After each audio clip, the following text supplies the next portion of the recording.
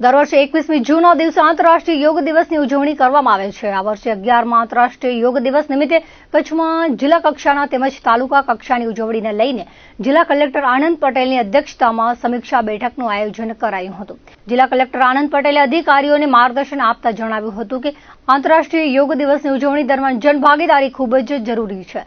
જિલ્લા કલેક્ટર આનંદ પટેલે જિલ્લા કક્ષા અને તાલુકા કક્ષાના કાર્યક્રમોની તૈયારી અંગે સંબંધિત પ્રાંત અધિકારીઓ પાસેથી વિગતો મેળવીને જરૂરી માર્ગદર્શન પૂરું પાડ્યું હતું.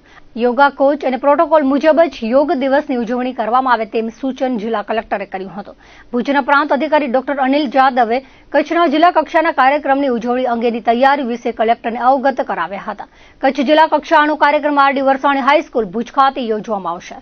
કાર્યક્રમમાં મહાનુભાવોના ઉદબોધન સાથે યોગ શિક્ષક દ્વારા કોમન યોગ પ્રોટોકોલ અભ્યાસ કરાવાશે. આ બેઠક દરમિયાન પશ્ચિમ કચ્છ પોલીસ અધિક્ષક, નિવાસી અધિક કલેક્ટર, નોડલ અધિકારી, જિલ્લા યુવા વિકાસ અધિકારી, જિલ્લા શિક્ષણ અધિકારી, નાયબ જિલ્લા વિકાસ અધિકારી સહિત તમામ પ્રાંત અધિકારીઓ, જિલ્લા યોગ સંયોજક અને યોગ બોર્ડના પ્રતિનિધિઓ ઉપસ્થિત રહ્યા હતા.